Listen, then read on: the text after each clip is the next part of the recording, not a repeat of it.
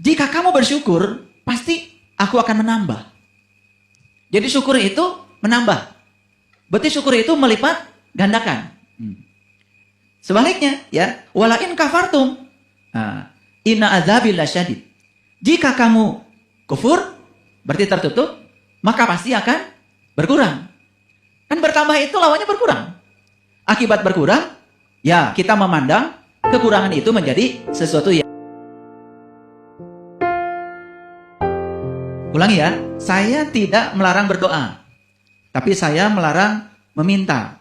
Karena berdoa sesungguhnya bukan meminta. Ya, doa dalam bahasa Arab itu artinya adalah undangan. Jadi sebetulnya Allah itu senangnya diundang, diizinkan. Ya, beliau sudah menyediakan kekayaan tak terbatas, ya, inginnya diizinkan. Beliau menyediakan kesehatan yang tanpa batas, inginnya diizinkan. Beliau sudah menyediakan kegembiraan tanpa batas, inginnya diizinkan. Nah, kita semua ini berada pada taraf, ya, menghalangi izin itu. Sehingga ada sumbatan pada diri kita, dan itu membuat tidak mengalir ke dalam diri kita. Itu yang akan kita diskusikan. Lanjut kepada sharing yang tadi. Lalu saya memberikan alternatif. Bagaimana caranya, ya, supaya kita bisa selaras, ya, dengan sang pemilik semesta ini. Nah, sebetulnya kan, bagi yang beragama Islam tidak aneh lagi. Ada ayat di Quran surat Ibrahim, ya, ayat yang ke-7, surat ke-14, yang berbunyi seperti ini. Wa id ta'adzana rabbukum la in syakartum la azidannakum wa la in kafartum inna adzabi lasyadid. Ini sudah akrab ya. Saking akrabnya kadang-kadang kita tidak tahu esensinya apa, gitu. Di sini ada dua kata yang penting. Satu, syukur. Dua, kufur. Ulangi ya. Satu, syukur. Yang kedua, kufur. Terus syukur itu apa sebetulnya? Terus bedanya apa dengan kufur? Syukur dengan kufur itu, ini dua kata yang opposite. Artinya berlawanan. Kalau kufur itu artinya tertutup, sedangkan syukur itu artinya terbuka. Sekali lagi ya.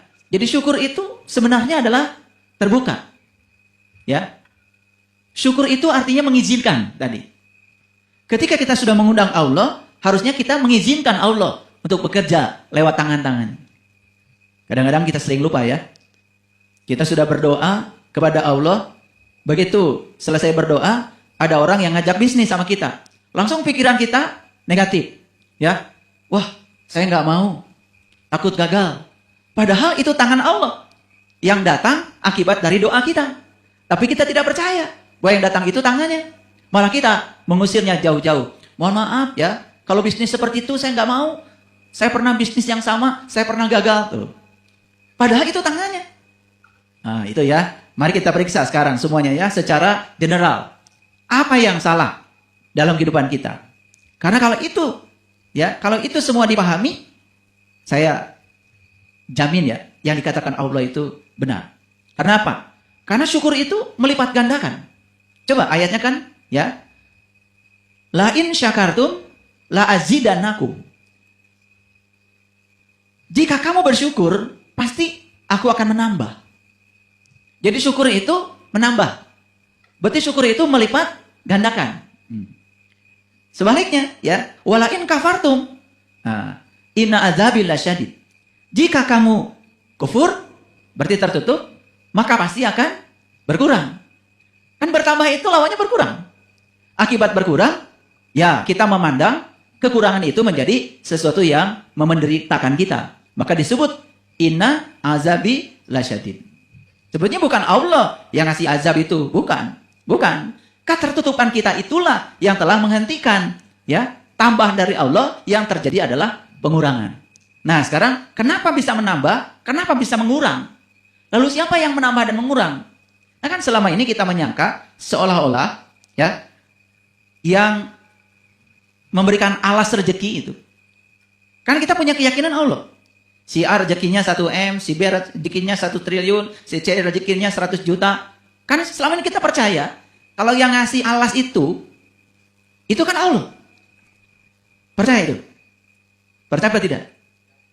Nah kalau masih percaya itu, ya sudah tidak akan ada yang berubah. Sama seperti begini, Bapak Ibu. Pernah dengar nggak kajian-kajian agama yang mengatakan bahwa ya dunia ini adalah penghalang seseorang untuk masuk surga? Pernah nggak? Pernah dengar nggak? Pernah dengar ya? Berarti sudut pandang kita terhadap dunia negatif apa positif? Ya selamanya kita tidak akan didatangi dunia. Karena kita punya pandangan dunia adalah penghalang masuk surga. Sudut pandang kita terhadap dunia ya sudah negatif. Terhadap harta, terhadap uang, negatif. Nah bagaimana uang bisa bersahabat dengan kita? Sudut pandangnya aja sudah negatif. Yuk kita bongkar satu-satu ya. Kenapa saya ingin membagikan ini? Karena saya tidak mau lagi melihat ada banyak orang yang menderita karena kekurangan. Mau makan aja sulit, ya toh? Mau beli kangkung aja nggak ada uang. Kangkung aja tidak rindu sama kita, ya. Genyer aja nggak rindu sama kita. Oncom aja nggak rindu sama kita. Padahal semuanya kan energi. Kita energi. Nah kenapa energi kok nggak rindu energi? Karena energinya tidak selaras. Kalau energinya positif yang dipancarkan oleh kita, oncom juga akan datang. Kangkung akan datang. Genyer datang. Daun singkong aja menjauh. Daun pepaya aja menjauh. Apalagi ikan, daging, tahu, tempe. Wah udah pergi kemana gitu. Garam aja nggak betah di rumah kita.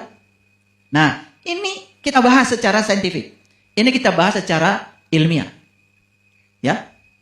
Jadi hanya satu yang bisa melipat gandakan, ya, melipat gandakan apa saja, terutama yang positif, yaitu syukur.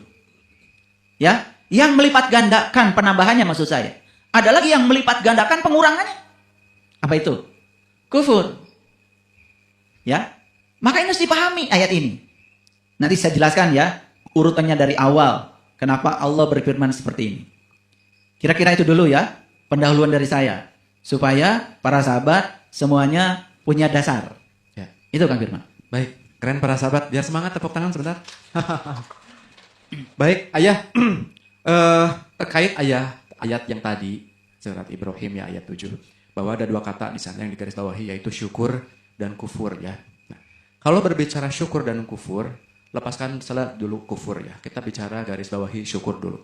Pertanyaannya begini Ayah. Kalau syukur itu hanya sekedar ungkapan kata-kata. Saya bisa bicara Ayah ke orang-orang, oh saya sudah bersyukur. Alhamdulillah saya syukuran. Artinya kebanyakan orang itu syukur itu setelah mendapatkan kesenangan, setelah mendapatkan rezeki, baru dia mengungkapkan rasa syukur dengan kata-kata Alhamdulillah ya. Nah kaitannya dengan judul yang ini Ayah, sebetulnya apa yang dimaksud oleh Allah dalam ayat ini tentang syukur? Dan kebanyakan yang dipahami oleh masyarakat sama tidak sebetulnya Ayah? Ini syukurnya saja dulu Ayah. Jangan-jangan itu yang bikin mampet Ayah. Ya betul sekali. Ini harus dibahas ya. Tapi saya lanjutkan dulu. Tadi ada yang kepotong. Sharing dari Ibu Miske tadi itu. Jadi beliau itu mengubah cara mengungkapkan kata-kata kepada Tuhannya. Yang asalnya meminta, asalnya menjas Tuhan, apalagi mengatakan bahwa Tuhan kenapa suami saya dikasih stroke? Itu kan menuduh Tuhan. Berarti beliau itu saat itu menyangka bahwa stroke itu dari Tuhan. Nah ketika penyakit itu dialamatkan ke Tuhan, berarti Tuhan sumber apa? Sumber penyakit. Bagaimana kita bisa disembuhkan? Karena Tuhan kan bilang, aku bergantung sangkaan kamu. Kita menyangka Tuhan sebagai sumber penyakit, ya tidak akan sehat. Kayak gini deh. Kang Firman itu dituduh orang miskin. Tetapi setiap saya butuh Kang Firman, saya butuh sesuatu, minta ke Kang Firman. Kan berarti saya kan sudah melakukan tindakan yang berlawanan. Betul nggak? Berlawanan Ayah. Kata Kang Firman paling juga, kan saya orang miskin. Kenapa kamu minta pada saya? Minta saja pada orang yang kamu anggap kaya, kan gitu. Kira-kira kalau Allah itu bisa berkata, Allah juga berkata yang sama. Kan aku disangka oleh kamu sumber penyakit. Terus bagaimana aku bisa menyembuhkan Oke. suamimu, kan begitu. Padahal di Quran jelas dikatakan faiza maritu fahuwa yasfin.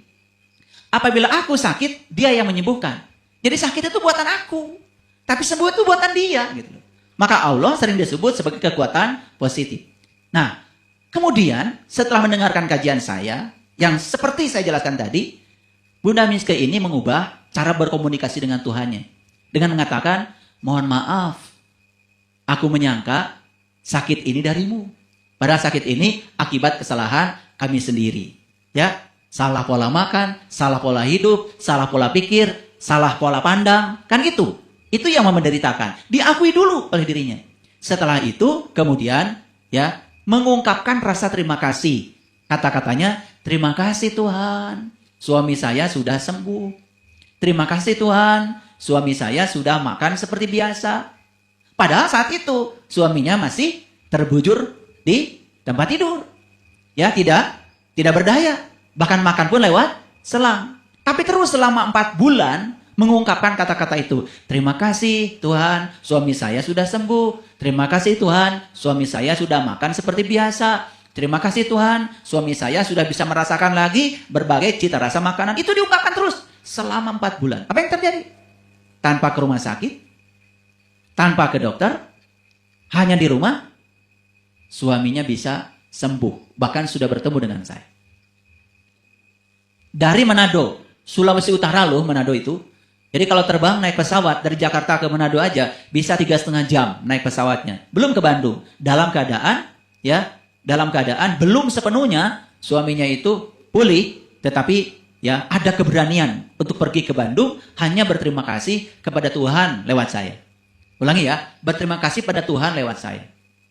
Nah, yang kedua ya, pada saat suaminya itu mengalami sakit, habislah seluruh waktu Ibu Miske ini untuk melayani suaminya yang sakit.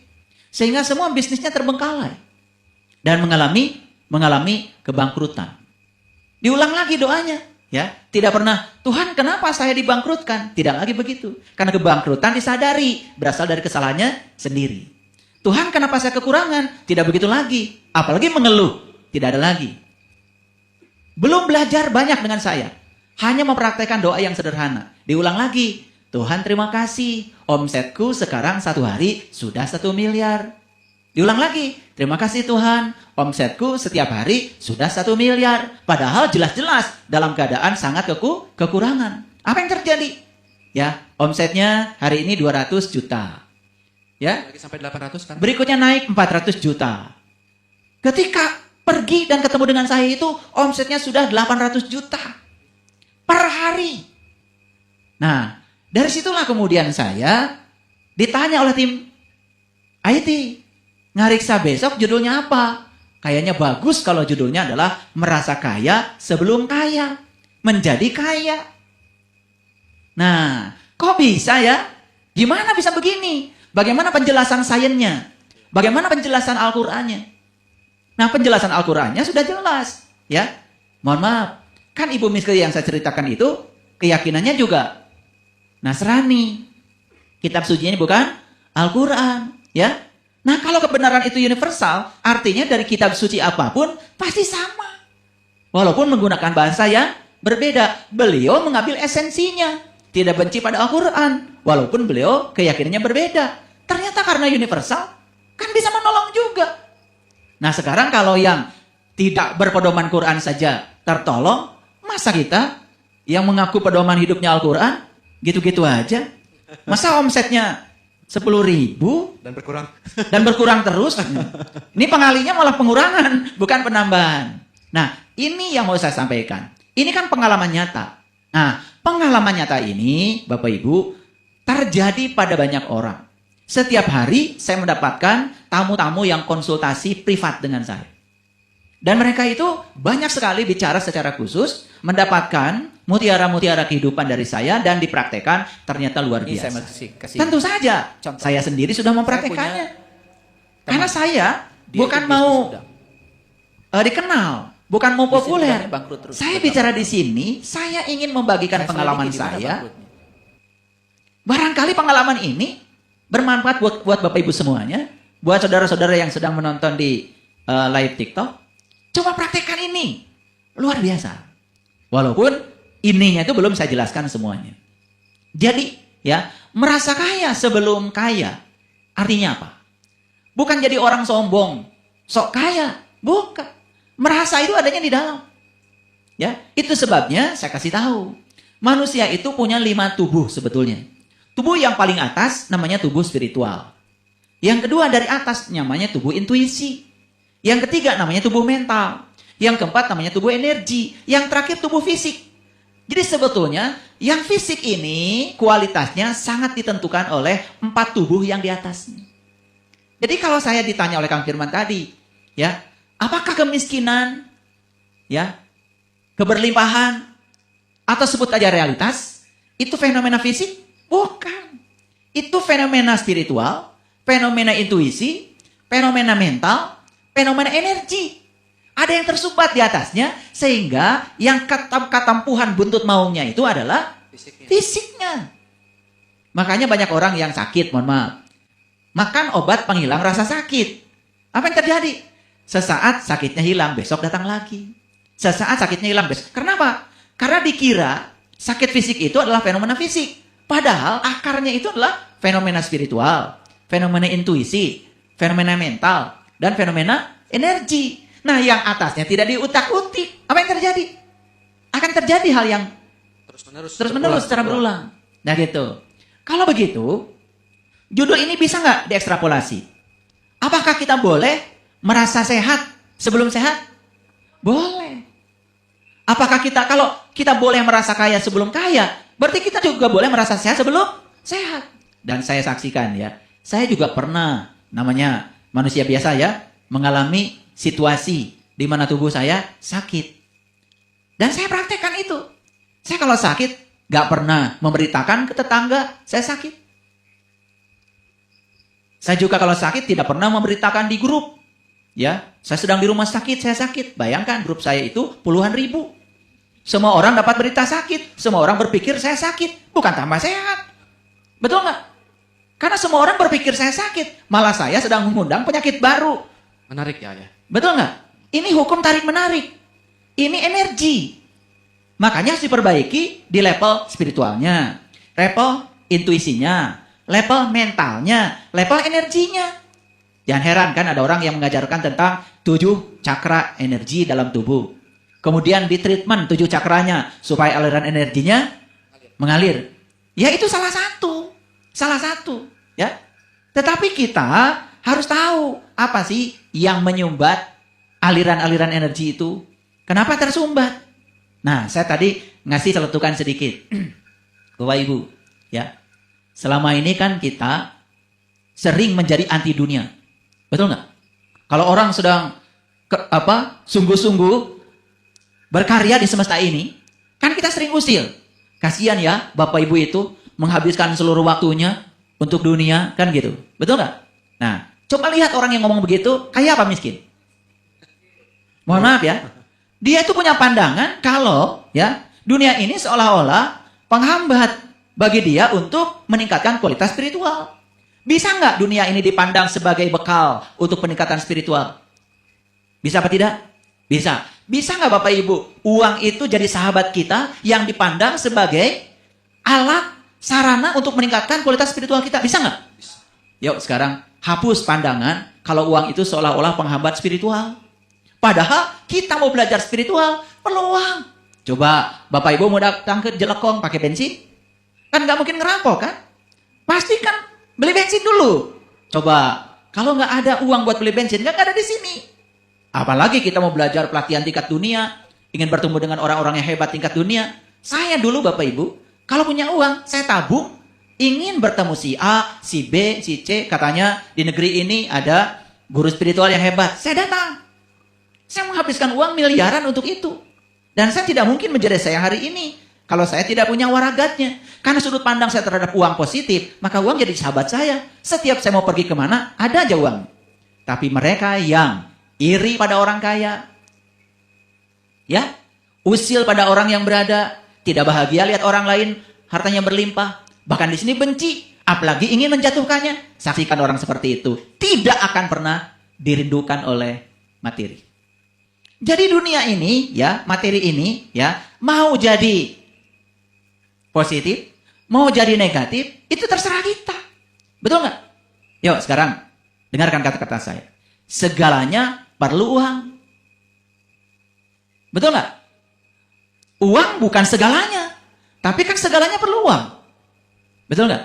Betul, uang bukan segalanya, tapi kan segalanya perlu uang. Tapi ingat, uang itu hanya sebagai alat tukar. Dia hanya sebagai alat. Dan uang itu tidak pernah hilang. Coba Bapak Ibu punya uang 100 juta. Ya toh? Kemudian beli tanah. Hilang nggak uangnya? Enggak. Cuma pindah tangan ke tangan orang lain. Pindah dompet aja. Nah nanti dari dompet itu pindah lagi nggak? Pindah lagi. Hilang nggak uangnya? Enggak. Pindah lagi ke dompet yang lain lagi. Kalau uang itu bisa pindah-pindah dompet, kenapa kita tidak imajinasikan aja? Nanti suatu saat balik lagi ke dompet kita. Makanya saya kalau uang menurut saya suruh pergi untuk berbakti, ya. Mohon maaf, ya setiap pagi saya suka keliling di sana, keliling kampung, bawa uang. Ya udah, saya bilang sama uang, kamu berbakti dulu ya, jadi pembahagia. Ya udah, saya keluarkan, ya, jadi pembahagia dulu. Saya bilang sama uang, ya. Nah, kalau udah selesai membahagiakan, kamu balik lagi sama saya. Alhamdulillah, ajak ya teman-temannya. Gitu. Nah, karena uang itu energi. Kalau dia energi, kita energi. Maka energi itu hanya akan selaras kalau sama frekuensinya. Ya, karena dia energi, kita energi. Maka harus resonansi. Paham sampai sini? Nah, oleh karena itu, untuk menjawab pertanyaan Kang Firman tadi, perhatikan kata-kata saya. Bagaimana caranya? Supaya apapun, uang itu hanya salah satu saja. Kan tidak ada orang makan uang kan? Iya. Saya tadi makan siang, makannya ikan, daun singkong, sambal, tempe, tahu. Ya. Kan nggak makan uang. Betul nggak? Makanya uang itu tidak pernah hilang. Uang itu ada, cuma sedang jalan-jalan. Ada nggak orang ngebangun pakai uang? Nggak ada. Ini saya ngebangun ini, aula ini kan pakai semen. Ya kan? Pakai bata, pakai besi, mana pakai uang? Nggak ada uang diaduk. Kan yang diaduk itu pasir, semen, betul nggak? Nah, kenapa kita khawatir dengan uang? Coba lihat orang-orang yang pelit ya. Yang kalau mengeluarkan uang selalu khawatir. Dia tidak dirindukan uang.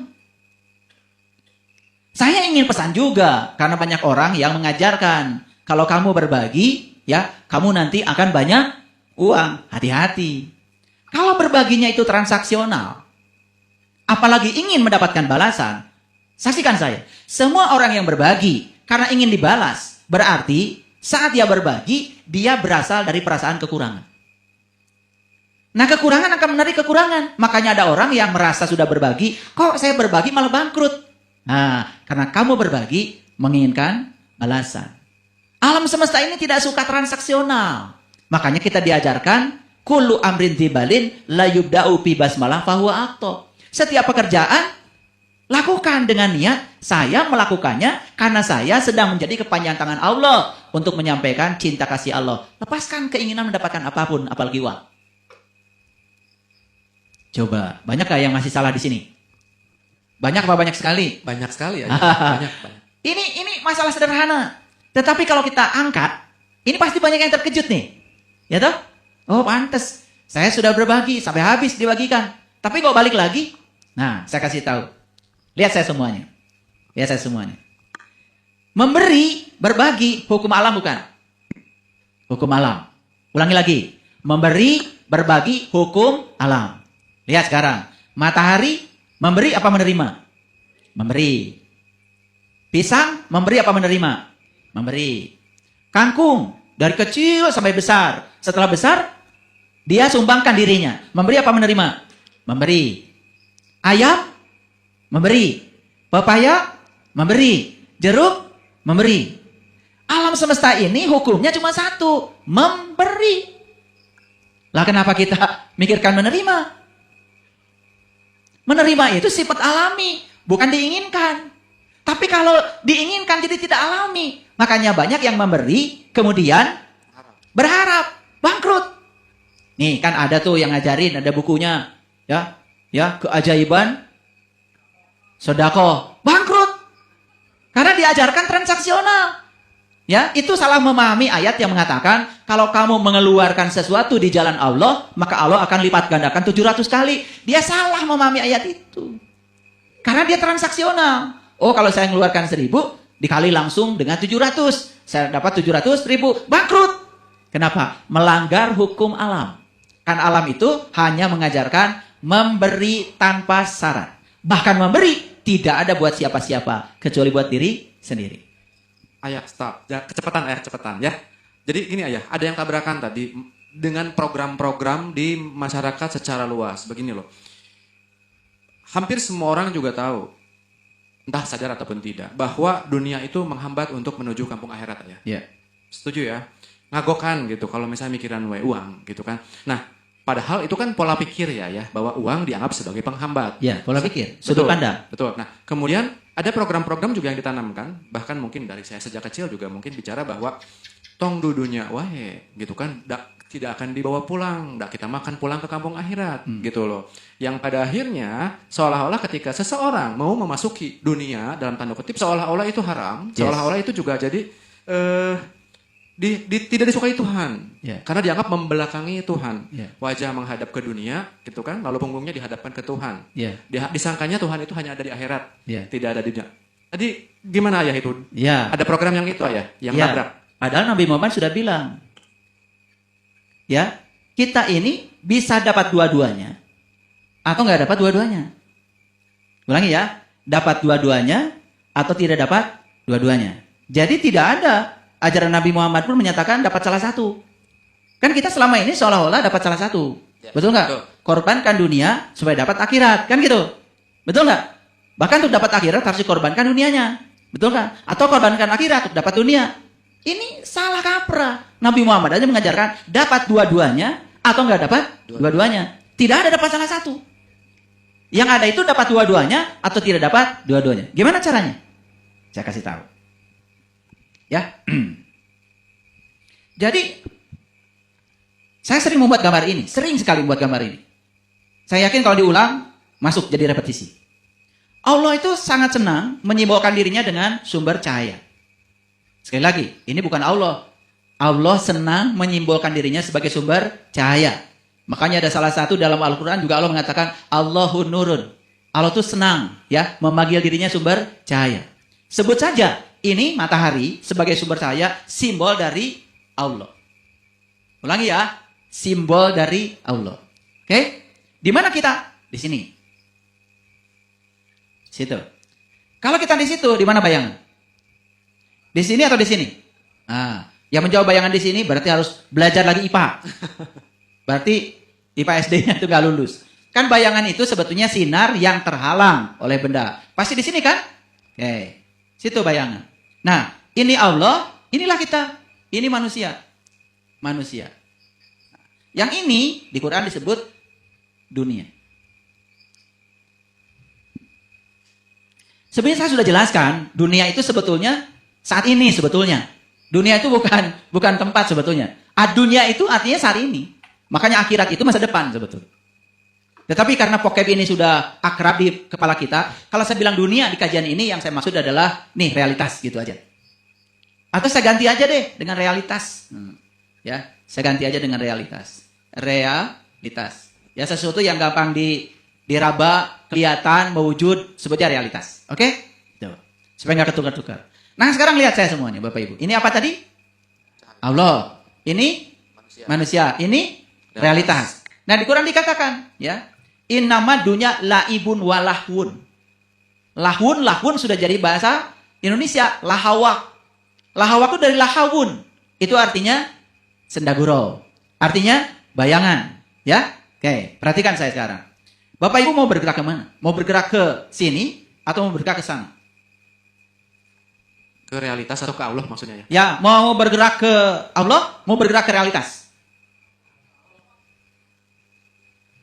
Oke, dua-duanya ada risiko. Kalau bergerak ke Allah, mendekati cahaya, berarti dia akan dapat Allah, jelas. Sekarang saya mau nanya, apakah realitas ikut? Ikut. Dapat satu, dapat dua. Satu dapat Allah, dua dapat realitas. Oke? Nah, sekarang kalau bergerak ke kanan, dapat apa?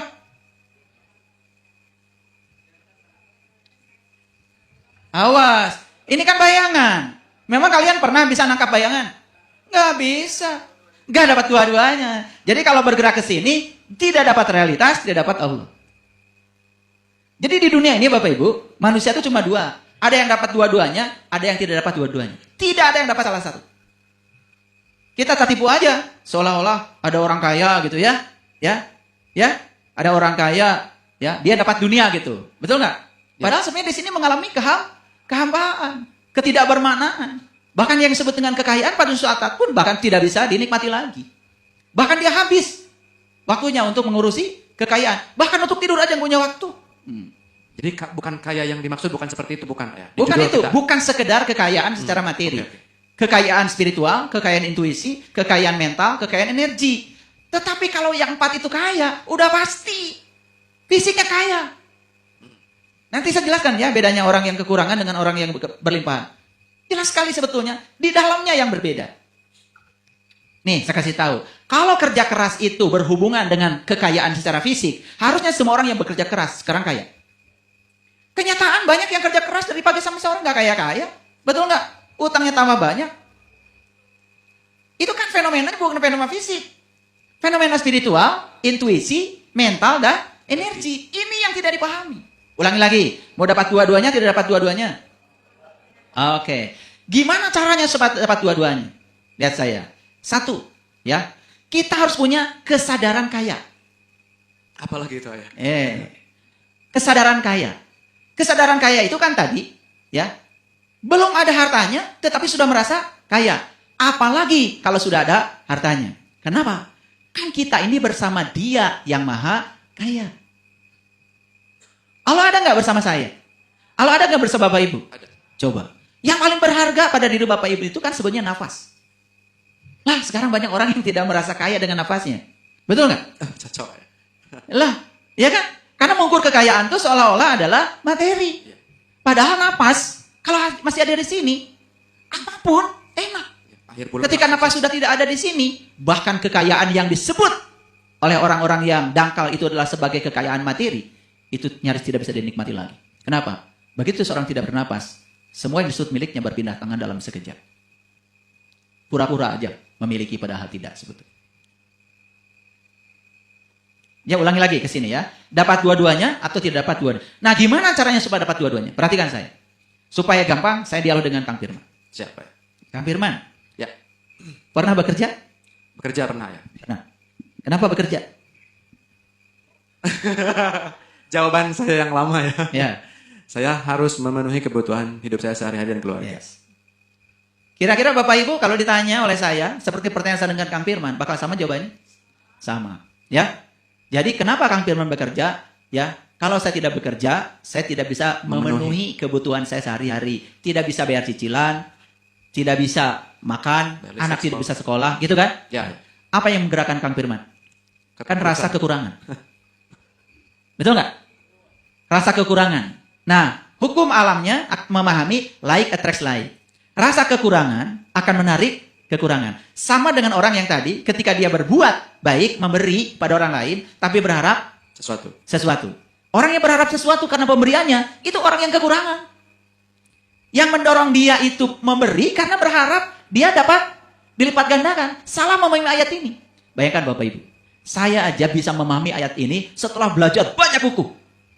Saya sudah belajar semua bukunya Joe Dispenza. Saya sudah belajar bukunya David Hawkins, saya belajar bukunya Thich Nhat Hanh, saya belajar bukunya Carl Jung. Saya belajar banyak buku, terutama buku-buku neuroscience. Saya baru paham itu mekanismenya secara saintifik dan saya buktikan. Ulangi lagi. Tadi saya tanya Kang Firman, kenapa bekerja? Karena ingin memenuhi segala kebutuhan. Oke? Berarti yang menggerakkan Kang Firman bekerja, Allah atau rasa takut? Kira-kira bergerak ke kanan atau ke kiri Kang Firman? Ke kanan. Tapi kan bekerja untuk ibadah teh geuning ayah. Ada pikiran betul kan para sahabat? Ada pemikiran bahwa bekerja itu ibadah teh geuning ayah. Nah, itu kan pengakuan. Pengakuan. Yes, betul ya. Kapan bekerja itu ibadah? Lihat ya semuanya. Kalau bergerak ke kiri. Sekarang saya tanya sekali lagi. Kang Firman, setelah berkesadaran, kenapa Kang Firman bekerja? Karena saya dikaryakan oleh Tuhan, ayah. Nah, mulai itu. Karena saya dikaryakan oleh Allah. Saya datang ke dunia direncanakan oleh Allah. Untuk membawa misi Allah. Dan kita diutus ke dunia. Hati-hati ya. Untuk urusi dunia. Lah kenapa? Kita diutus ke dunia, malah dunia ini dibuat anti. Seolah-olah tadi haram ngurusi dunia. Makanya leluhur kita di Nusantara sudah membuat satu statement yang sangat indah. Memayu hayuning bawono. Kita datang ke dunia ini untuk mempercantik dunia yang sudah cantik ini. Jadi Tuhan sudah ngasih segala fasilitas di dunia ini. Tugas kita adalah dengan tangan kita, dengan otak yang cerdas ini, disuruh mempercantik dunia yang sudah cantik ini. Sudah cantik dunia itu, tapi Tuhan mengutus kita untuk dipercantik lagi. Coba, pergilah ke negara-negara beradab. Jalan-jalan kalian ke Eropa, ke negara yang peradabannya sudah maju, ke Beijing tuh, ke Cina, ke Korea, ke Jepang, ke Australia. Lihat. Sama seperti kita, cuma diolah. Sungai tidak dikotori, jadi indah. Itu ada tangan-tangan manusia yang bekerja sebagai kepanjang tangan Tuhan. Nah sekarang saya tanya lagi Kang Firman. Kenapa Kang Firman bekerja? Karena saya yakin kalau saya datang ke dunia direncanakan oleh Tuhan. Berarti saya datang ke dunia untuk membawa visi dan misi Tuhan. Menyampaikan cinta kasih Tuhan. Betul ya. Jadi bekerja bukan untuk uang. Saya gajiannya dari Tuhan. Ya teh? Kerja apa? Apakah Kang Firman dapat uang? Dah. Saya PNS dulu. Ya, ketika saya ditanya oleh teman-teman, ya, kenapa ya? Ya mohon maaf saya bukan menyatakan, kok gaji kita sama, tapi mobil kita beda. Gaji kita sama, tapi kalau makan beda. Saya itu memang ada yang kurang baik dari diri saya.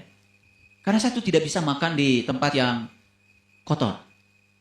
Jadi saya tidak bisa makan Kang Firman di pasar gitu, nggak bisa. Aduh ayah. Jadi saya makan harus mejanya bersih, harus Iya, sama seperti saya ya. ya. Jadi saya tidak bisa makan itu di tempat yang misalkan ada orang jual makanan di pinggir jalan, saya nggak bisa. Harus bersih gitu. Itu. Ya itu. Ya. Jadi sebetulnya kan jangan-jangan Allah ya ngasih kepada saya kebiasaan seperti itu ya karena Allah sudah menyediakan fasilitasnya. Betul. Maka saya pasti akan makan di tempat yang bersih dan mahal. Dan pasti Allah ngasih. Tergantung kita percaya apa tidak. Tapi kalau kitanya tidak percaya, ya sudah. Tidak akan terjadi itu. Kembali lagi, Allah bergantung sangkaan hambanya. Paham sampai sini? Nah, jadi Bapak Ibu, sekarang saya nanya lagi. Kang Firman pernah jualan? Pernah ya? Jualan apa? Jualan pupuk, jualan beras, jualan apa pernah ya? Beras ya? Kenapa jualan beras? Banyak yang butuh ya. Oke. Banyak yang butuh ya? Betul. Gitu. Supaya Kang Firman banyak uang? Tentu ya. Banyak uang? Tentu Berarti yang dikejar Allah atau uang? Betul nggak? Ke kiri ke kanan? Ke kanan kan? Bisa nggak kita bekerja jualan berasnya begini?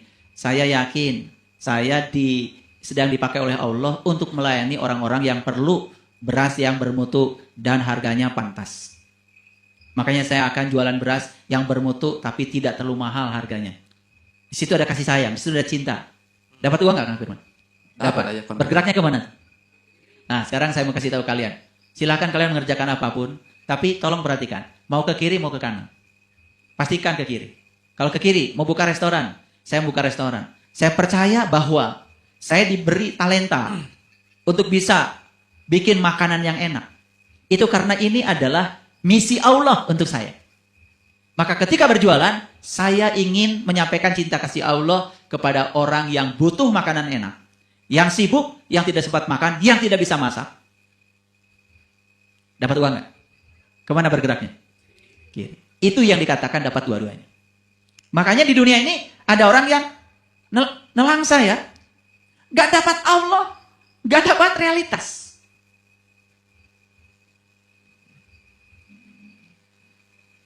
Cirinya gimana ya? Ciri-cirinya. Jangan, ya cek semua jujur jawab ya. Cirinya ya. Ya cirinya kalau orang yang seperti itu tuh banting tulang. Tulang aja dibanting-banting. Kerja keras, stres, tidak merasa itu kan perasaan kurang terus mendorong. Kemudian jadi serakah. Bahkan bisa mengambil yang bukan haknya. Ya, sebenarnya koruptor itu orang-orang yang kekurangan. Yang ciri tidak dapat Allah juga ayah ya. Iya. Ya. Jadi cirinya gitu. Dan orang-orang yang bergerak ke kanan selalu membuat kerusakan di muka bumi ini. Merusak ekonomi negara. Membabat hutan. Karena apa? Dia mengalami ketiadaan cinta. Dan syarat untuk kalian bergerak ke kiri, kalian harus punya cinta. Cinta yang dimaksud adalah kekuatan positif. Percaya bahwa Allah adalah sumber kekuatan positif. Ya saya semuanya Bapak Ibu. Bapak Ibu ini punya Tuhan yang sebenarnya atau Tuhan yang digambarkan oleh pikiran seperti yang digambarkan kebanyakan orang. Oke, yang sebenarnya sudah ketemu? Belum berarti kan?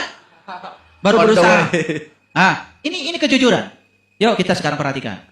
Jangan-jangan kita selama ini menyembah Tuhan sebagai citra dan yang digambarkan oleh pikiran. Bukan Tuhan yang sebenar. Jangan-jangan kita selama ini pun berdoa kepada Tuhan yang digambarkan oleh pikiran. Citra, bukan Tuhan yang sebenarnya. Nih saya kasih tahu. Sepanjang kita tidak tahu dan kenal kepada Dia yang sebenarnya, kita selama hidupnya akan terus bergerak ke sebelah kanan. Ayah, ini ada yang lucu di online bertanya seperti ini. Ayah, jujur saja saya mencari uang untuk membayari hutang, tapi hutangnya nggak selesai. Ini contoh sederhana ya. Dia mencari uang untuk bayar utang. Dan utangnya nggak selesai. Kenapa? Perhatikan saya. Like attracts like. Kata utang ada di otak. Dan utang itu frekuensi yang negatif. Makanya begitu ada kata utang di sini, apalagi takut tidak kebayar dan lain sebagainya. Ini sedang menarik energi yang sama ke sini. Akibatnya ada orang yang punya utang bukan tambah lunas, tambah besar utangnya. Karena kata utang menarik semua potensi-potensi dia untuk semakin berutang. Nah, padahal kalau dia yakin Allah yang Maha Kaya sudah menyediakan segalanya di alam semesta ini. Sudah menyediakan segalanya. Ya toh? Lalu kenapa tidak datang pada saya? Karena kita tidak mengizinkannya. Ada paradigma di kepala kita, ada doktrin, ada dogma yang menghalangi itu. Misalnya, ya, kita percaya pada omongan kebanyakan orang. Katanya kemiskinan itu adalah takdir. Kenapa Anda miskin? Oh, karena saya memang rezekinya sudah diatur segini oleh Allah. Ketika kita percaya bahwa kemiskinan diatur sama Allah, ya sudah. Kita sudah menyangka Allah yang mengatur kemiskinan kita. Yang akan berubah. Walaupun kita bilang Allah Maha Kaya, ya rojak, ya rojak, ya rojak, tetap aja. Malah salah ucapan jadi ya rujak. Betul nggak? Iya, malah tambah amburadul. Jadi itu hukum tarik-menarik. Kenapa saya bekerja untuk membayar utang, kemudian utang tambah banyak? Kenapa tidak diniatkan ya seperti ini? Saya bekerja untuk melayani Allah yang Maha Kaya. Menyampaikan cinta kasihnya Allah lewat keahlian saya. Sudah, rasakan keberlimpahan. Kan bersama Allah. Seperti ibu yang tadi itu, yang omsetnya pengen 1 miliar. Dia kan cuma, terima kasih ya Allah, omset saya sudah 1 miliar. Padahal lagi bangkrut. Tapi kemudian perlahan naik, karena apa? Karena dia tidak meminta pada Allah. Dia berterima kasih pada Allah. Seolah-olah Allah sudah memberinya. Dan diluapkan di sini rasa terima kasih itu. Dibenarkan oleh David Hawkins. Ternyata jantung kita ini sebagai pusat gravitasi emosional, dia memiliki kekuatan 5.000 kali lebih kuat daripada imajinasi. Jadi yang diimajinasikan di otak kita terhadap apa yang kita ingin, diberi emosi di sini, dan kita sudah merasakan seolah-olah itu sudah terjadi, menjadi kenyataan. Bahkan kita sudah melakukan berbagai hal dengan yang sudah terjadi itu, padahal baru di alam imajinasi. Dan kita betul-betul sudah menyatu dengan itu. Itu akan jadi realitas. Memang Bapak Ibu, mengubah ini saya juga perlu waktu bertahun-tahun. Mungkin banyak orang yang melihat, kenapa ya setiap ada orang mau jual rumah,